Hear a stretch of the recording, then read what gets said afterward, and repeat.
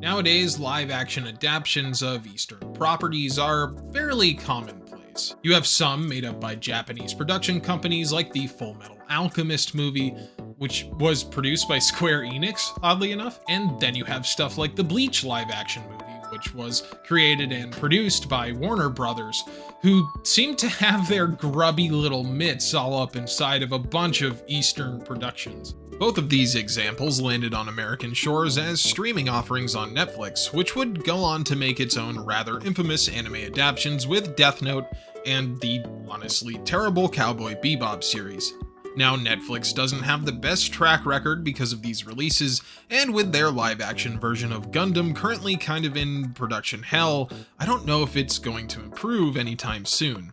So while we wait for that coveted S-tier Netflix Gundam movie, don't quote me on that, you can satiate your appetite for some live-action Gundam by watching 1999's G-Saviour. Created in a hellish partnership between Bandai and Canadian film production studio Polestar Entertainment, G-Saviour is best known for its heavy use of CGI and for being shot in British Columbia. The film used primarily Canadian actors and as such was originally shot in English. It was then dubbed in Japanese and released in theaters in Japan. The original language version of the film wouldn't be released until years later in 2002 when Bandai released the DVDs.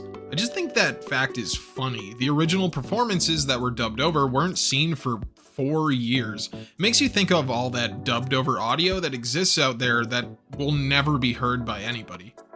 General reception of G-Saviour was pretty mixed at time of release. Some critics were impressed with its, at the time, pretty good use of CGI, while others pointed out that the things that the Gundam series are best known for, such as its mobile suits and grounded take on futuristic warfare, were lackluster or sorely missing. As for me, I have absolutely no history with the movie at all. I had heard of it before, mostly because this movie recycles costumes from Starship Troopers, and I love Starship Troopers. What about you, son? Infantry, sir. Good for you. Mobile infantry made me the man I am today.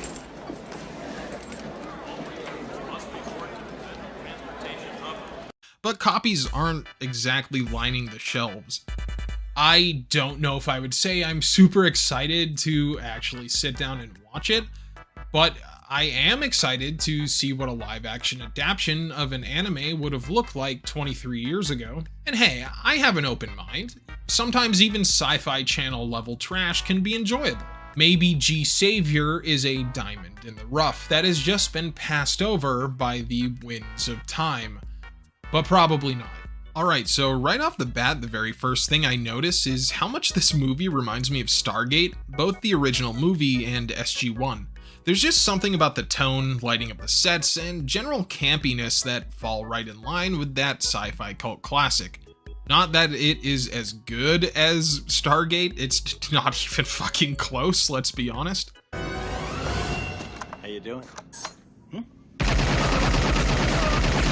The credits open on a space background to swelling, whimsical orchestral score, but I mean, yeah, Stargate did it better. Where the Roland Emmerich film still gives me goosebumps with that awesome theme every time I hear it, the G-Saviour music sounds like they just tried to do Stargate, but with post-COVID brain fog. I have to assume that this is just due to budget and time, because the composer of G-Saviour's theme is John Debney, a man who has done some good work in the past, including working on The Emperor's New Groove and even Spy Kids.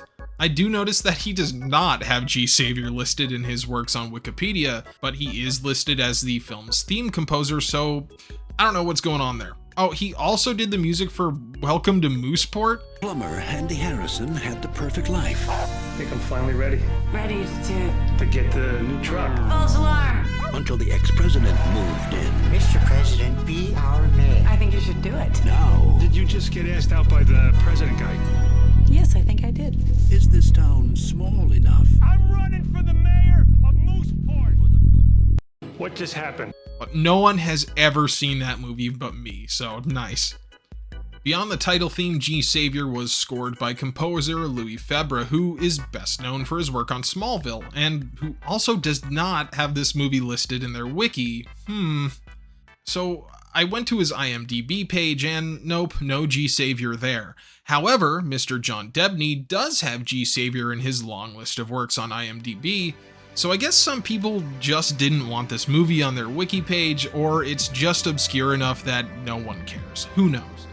One last thing to note about the score is that while it's serviceable, I mean, it doesn't sound terrible, it never fucking stops. The music is always playing for every second of this movie, which doesn't sound like a bad thing until you realize you cannot escape this B-movie orchestral score for even 1 second of quiet deliberation.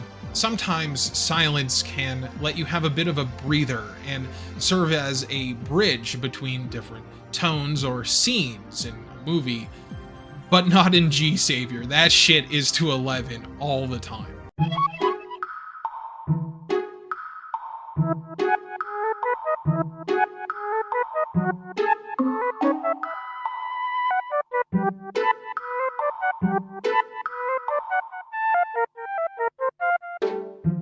The story begins with our main character, Mark Curran, operating an underwater mobile suit while working for a research station owned by the company Hydrogen. Creative name.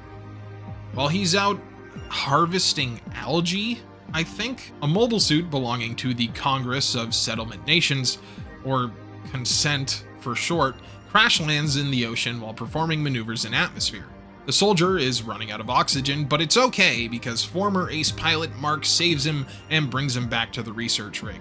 Shortly after, a contingent of congressional soldiers arrive to pick up their wounded comrade, but they arrive in such force that you can't help but wonder if something else is going on. The soldiers are led by Colonel Jack Hale, who's a total dickwad and Mark's former commanding officer. He makes some snarky remark about how Mark can't follow orders, and we get to see the obvious bad blood between the two.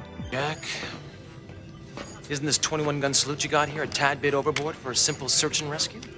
Not that I owe you an explanation, but intruders have penetrated your perimeter. Now stay out of my way while I try to save your precious rig.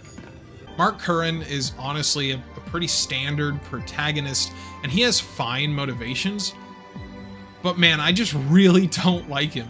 Mark is constantly super smarmy and sarcastic, and not in a way that makes you want to root for him. I think it's just because he has such a punchable face. No shade on the actor Brennan Elliott. I mean, props to the guy for being a working actor in the industry to this day, but it really feels like they tried to make Mark an almost carbon copy of Jack O'Neill from Stargate.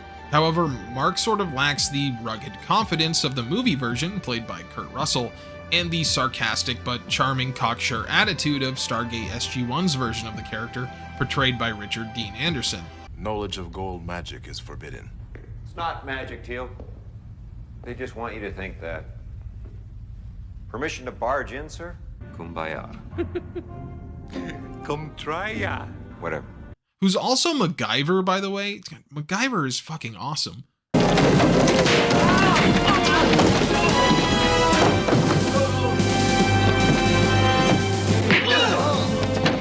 The tension between Mark and Jack doesn't have long to fester, as the rig is infiltrated by a group that is seen stealing some mysterious vials. They don't get very far, however, as these soldiers just open fire, killing one of the intruders. Luckily for the other one, Mark gets in the way, believing it's wrong to just kill them since they're unarmed. Jack gets all pissy, but takes the intruder prisoner, and it's revealed that she is a woman named Dr. Cynthia Graves, who works for a space settlement called Gaia.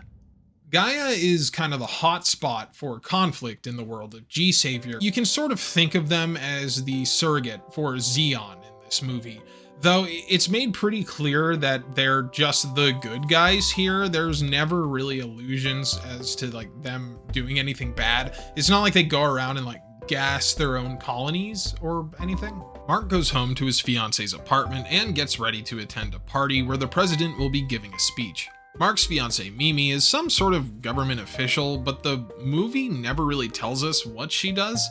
They get ready for the party, and it's the old trope of Mark not wanting to go while she puts on her makeup, and I want to add that they kiss like an uncomfortable amount of times. It makes me feel like a voyeur.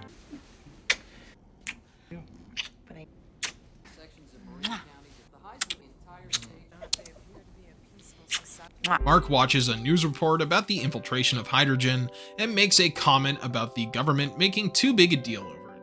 Now, this obviously is foreshadowing to paint the space settlement Gaia as a rogue terrorist nation, because the Earth government is a bunch of warmongers. What else is new?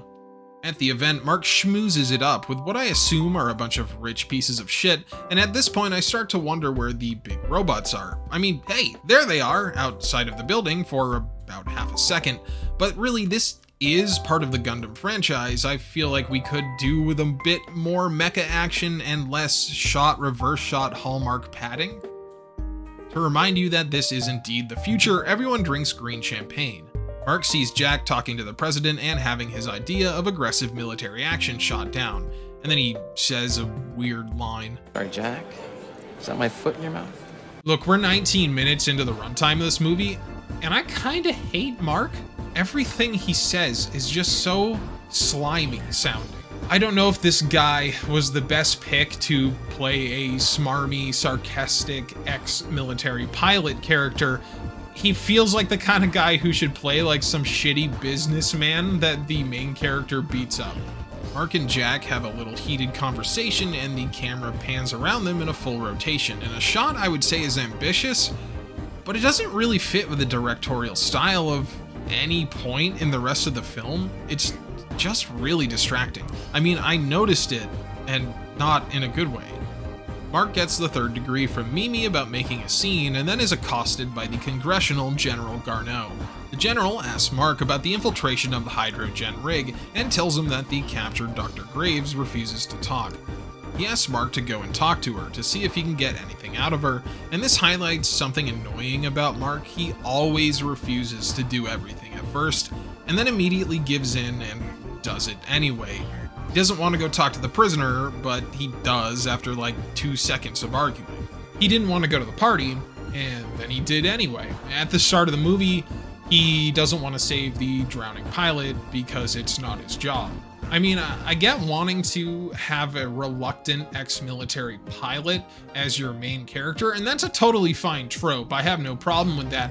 But, I mean, make Mark stand up for his convictions like once in the entire movie, it would go a long way. Mark goes to talk to the prisoner, and we get this scene with the guard outside the holding cell telling him he doesn't have clearance to get in. Mark tells the guard that he has clearance from the general, but it's not showing up in the computer. Mark says he'll just go get General Garneau, but the guard is like, no, wait, you're a fellow soldier, I totally trust you, and also I have the ability to grant you security clearance for some reason. The weird thing is, why even have this scene of Mark threatening to go get the general? Usually you would do this if Mark was trying to lie his way inside, but Mark does have permission to go, so there's just no tension at all. Mark talks to Dr. Graves in the big fan room from the opening of Blade Runner, and she tells him that she was invited to the hydrogen rig by its chief engineer, Dr. Riva. Apparently, before Dr. Riva was mysteriously forced into an early retirement, he was working with Graves on a co-experiment. She has half of the experiment, and Riva has the other half, and if they mix them both together, she could prove that their work was worth something. Graves convinces Mark to take her down to the evidence room to check the samples she stole from the rig, and because Mark has been sensing that something isn't quite right between consent and hydrogen, he begrudgingly agrees. They go down to the evidence room and grab the samples from a locker, and then Dr. Graves asks where the lab is, and a fully equipped science lab is attached to the evidence room for some reason, complete with a full complement of beakers filled with colorful science liquids. Why is this here? I thought they were in a government building. Nope. I can't start questioning it now. Moving on. Jack hears from General Garneau that Mark has been sent to talk to the prisoner, and Jack decides to go and confront him because he really hates Mark. Jack finds that no one is in the cell, and when he asks the guard where they are, the guard tells him that Mark left with Dr. Graves. I'm sorry, but fucking what, dude? You already did Mark a huge favor by granting him security clearance he technically didn't have, which I assume could not only get you fired, but also probably thrown in prison, but then you let him leave with the prisoner like he's taking her on a field trip? Are you like one of the guards from Monty Python or something? In the lab, Mark and Graves mix the two halves of the mystery science fluid together, and then it starts to glow really bright. Cynthia exclaims that their research was a success and they've come up with a new form of bioluminescence. So this is where the MacGuffin of the movie sort of needs to be explained, and G-Saviour is kind of bad about explaining it. We keep hearing that there is a global food shortage going on, even though we never really see it outside of like news reports. So I'm assuming that the plan is to use this new form of bioluminescence to do some sort of underwater farming. This isn't well explained at all in the movie, and it also paints a picture of a future where everyone's going around and eating seaweed, which doesn't exactly sound appetizing. Either way, they run out of the lab and into Jack, who doesn't waste any time deciding to kill Mark. Luckily, Graves throws the algae on the ground, and that thing goes off like a fucking flashbang. I take the seaweed joke back. They might be growing oranges on the ocean floor with that thing. They run back into the lab, and Mark throws Graves down into the trash. What a nice guy. They successfully escape, but end up covered in some sort of medical waste, so I'm not sure I'd count it as a win. We then see Jack shoot the prison guard in the face, and then call the general, who I might add is just chilling with a woman in lingerie. He tells Garneau that Mark shot and killed the guard while escaping with Dr. Graves, and now the scene with the guard makes sense, though I don't think a scene in a movie should exist just to solve a problem later on, but oh well. Mark and Graves head to Sturgis Air Force Base and meet up with two of the other intruders that escaped the rig, Dieter and Kobe. Mark calls Mimi and asks her to come to the base because they need her security clearance to take a ship. Mimi tells Mark that he's all over the news and is being blamed for the death of the security guard, but agrees to come and meet him anyway. So Mimi shows up and they use her security clearance to get inside the base and steal a consent cargo ship, taking it to the Side 4 settlement of New Manhattan. Wow, so G-Saviour takes some notes from mobile fighter G Gundam, huh? They go to a bar and meet with a man named Philippe Simone. Philippe happens to be an old army buddy of Mark's and fellow pilot. They chat while seeing a news report stating that the military has completely taken over hydrogen and basically dissolved the company. Philippe tells Mark that he belongs to a group called the Illuminati, which is very on the nose for Gundam. And what they do is go around and arm rebels with suits and other military hardware, and funds, of course, to keep the balance of power even between the space colonies and the Earth government. He takes Mark to a hangar, and we finally see the G-Saviour, like 50 minutes into the movie. And you know, the design looks fine, I guess. I wish the colors were brighter because it's supposed to be white and blue, I think, but everything just looks gray. Philippe tells Mark that he could be a pilot again and use the G-Saviour, but only if he agrees to help the rebels on Gaia. Mark is like, no, I'm not gonna do that, because he always refuses to do anything, but Philippe is a cool dude and knows Mark will eventually give in, so the G-Saviour is loaded onto the ship that the crew uses to get to the colony of Gaia. The crew gets a rest from running away from congressional forces for a bit while on the ship, and this means that Mark gets to divulge his backstory. The bad blood between Jack and Mark is explained here, and we're told that during a training exercise, a fellow soldier was in danger, and Jack ordered Mark not to save him because, quote, "You're in $1 million machine and it isn't worth the risk." Mark held back for a minute before going to save the guy anyway, but it was too late, and Mark says that 30 seconds would have made all the difference.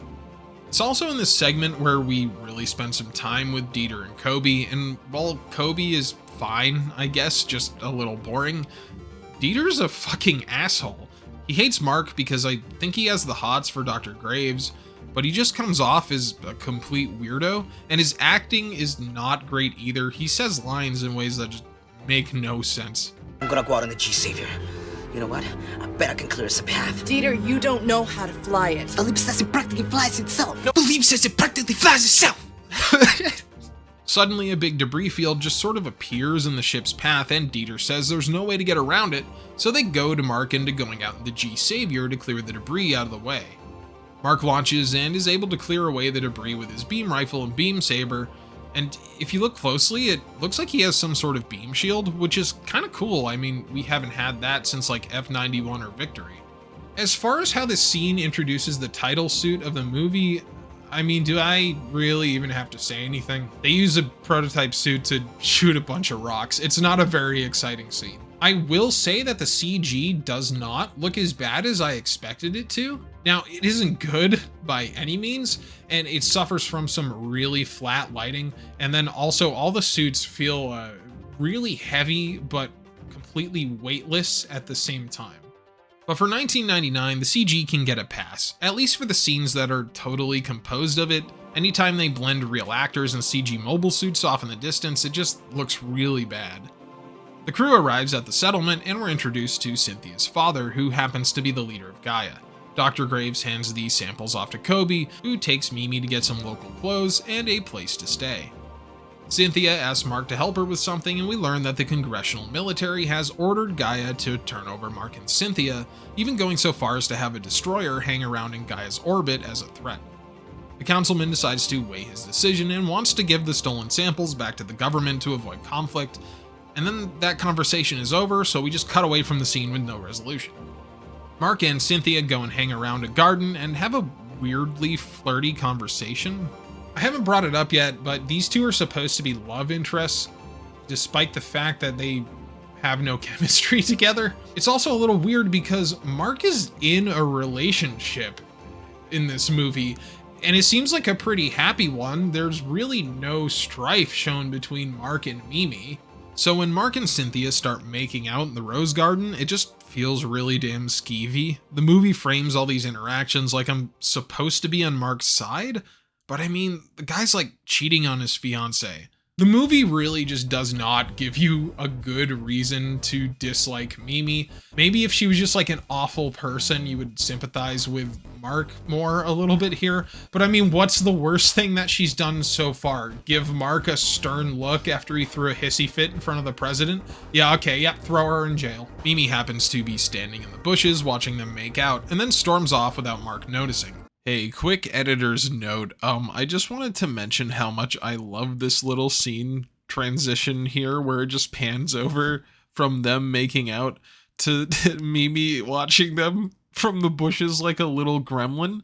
Like it just pans over and then the depth of field changes and she's just standing there like I don't know, man. I just love that. I had to add that in. The scene quickly cuts to General Garneau talking to another military official about how Mark's group made it through to Gaia and how they have to get moving before the situation gets worse. For some reason, they shot the scene with both of the characters standing behind a blurry wall. Why, man? Why do this? Just like that shot with Mark and Jack at the party that made the camera guy dizzy, it's just incredibly distracting. Mimi is so mad at Mark that she goes somewhere. I'm assuming this is back in the room she was at with Kobe, but that makes me ask the question, how the hell does Mimi gain access to Gaia's anti-air weaponry from her personal computer in her hotel room? It even asks her for an authorization input, and then she puts it in. How did she get that? How does she have that authorization? The whole point of the setting is that the space settlements are mostly independent from the Earth government, and Gaia is known to be a neutral settlement, or if not even an anti-Earth settlement. So why the fuck would Mimi have the authorization to get into their defense systems if she works for the Earth government? What just happened? And another related question, how in the world did she override the colony's control of the guns and other defenses? We see in Gaia's command center that its defense personnel have lost all control of the guns, which Mimi apparently did from her computer in her hotel room or something. I guess she's a super hacker. I don't know, man. Mimi has the guns fire on the orbiting congressional destroyer, and this is more than enough reason for the Earth government to launch a heavy mobile suit carrier towards Gaia. People begin evacuating the colony, and Mark goes back to the room to tell Mimi to get on a shuttle with him and leave. Mark sees that Mimi left the weapons control mechanism open on her computer, and the two have a big fight that culminates in Mark punching the keypad on the door, locking Mimi inside the room. An alarm then sounds, telling everyone to evacuate, and Mark just leaves. So not only did he cheat on his fiancée, he then locked her in a room and left her for dead. What a great guy. Mimi is able to break out and later fall through a ceiling. Are you all right? Thank you. At this point, with a force of mobile suits bearing down upon them, Mark accepts the mantle of responsibility and takes command of Gaia's meager mobile suit corps, which is mostly made up of engineers, other civilians, and Dieter for some reason. Mark doesn't actually go out and fight it first, he just orders the others around from the command center until they all start dying and he decides it's time to go and take the G-Saviour out to fight. The battle between the Gaian forces and the Congressional Army is pretty unimpressive. Just like the scene in the debris field, all the suits seem like heavy but also weightless at the exact same time. And this movie's also really bad about showing the pilots inside the suits reacting to what's actually happening. Like in Gundam, a lot of times you have a cutaway to the pilots inside the suits being thrown around or something, and here it's like nothing. A suit will get hit by a rocket or a shot and the pilot's just like, ow, oh no. But at the very least, the sparse action in this show is more interesting than the terrible TV movie drama. Really, Mark? Is that so? Mark and Jack face each other, and I have to say I actually kind of like the design of Jack's suit. While the battle is happening, Mimi pulls off another feat of off-screen plot progression and meets General Garneau, who has just arrived on Gaia, telling the soldiers to put down their guns because she was the one who let them into the station. Again, I would really like to know how one unarmed person let an entire enemy ship into the colony, but okay. General Garneau finally confronts Dr. Graves, taking the sample and shooting Kobe in the process. Dr. Graves tells Garneau that he can't kill her because only she knows how to reproduce the work that resulted in the successful sample, and the general's like, haha, well, good thing I'm evil and just plan to destroy it because it's easier to control people when they don't have food. Which is something so evil that even Mimi objects to it right there in front of everyone. So why does the general hand the sample over to Mimi?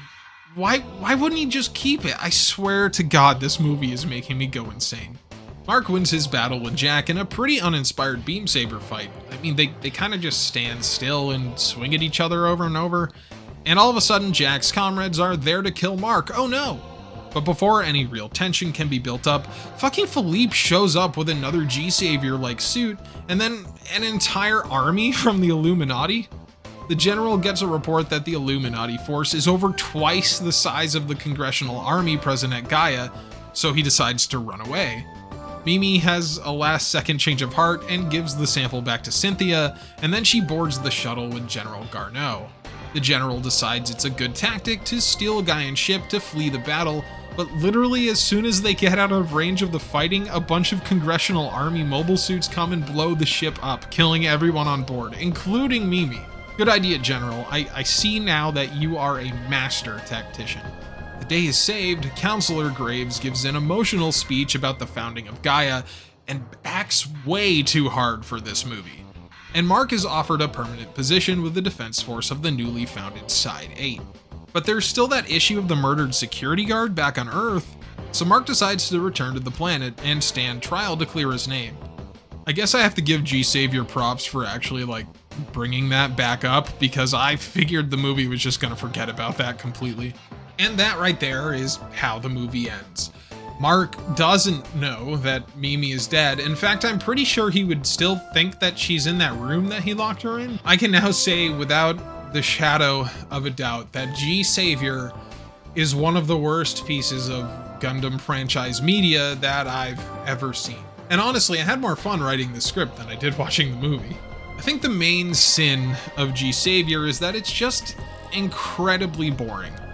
I mean, yeah, the mobile suits are barely in it, and when they are, they don't exactly look impressive, but that would have been fine considering this movie is from the 90s if the core story had made any sense.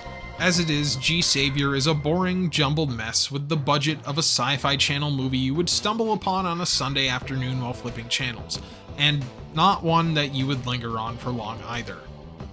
Luckily for everyone involved, Sunrise seems pretty okay with leaving this movie to rot and just sort of forgetting that it exists. Now, there was a PS2 video game that came out and continued the story, but just looking at the footage on YouTube, it does not appear to be an enjoyable experience. Some have asked me to take a look at it, but man, honestly, I don't know if even emulating it would be worth it. I guess let me know in the comments if you really want to see me slog through a bad PlayStation 2 game based on the worst mecha movie I've ever seen.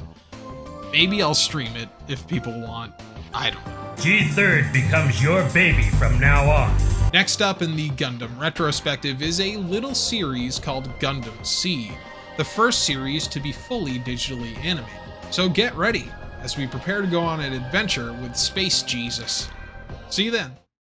Hey everyone, and welcome to today's end card. Wow, this one was a little bit different. That movie was absolutely boring.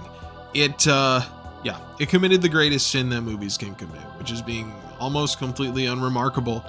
I cannot believe that Sunrise doesn't want anyone to know about it or never mentions it. Anyway, thank you for making it this far into the video. If you did, that's amazing, and so are you. Thank you to the channel members up on screen. They're also fucking awesome people, so that's always good. Next up is Gundam Seed, unless you guys want me to... I'm thinking of streaming G-Saviour, but like, I don't know if I should take that footage and make a video out of it or anything. I don't know. I got a lot of stuff I'm thinking of doing, but anyway, I just wanted to come and say thank you. We are almost at 10K, which is awesome. When we get to 10K, I have been thinking of launching a Discord server for the community and possibly a Patreon, although I'm a little hesitant to do that, but I've been thinking about it. So just be on the lookout for that. We're going to probably hit it by the end of the month if things keep going the way they're going. Anyway, thank you again, and I hope you all have a wonderful night.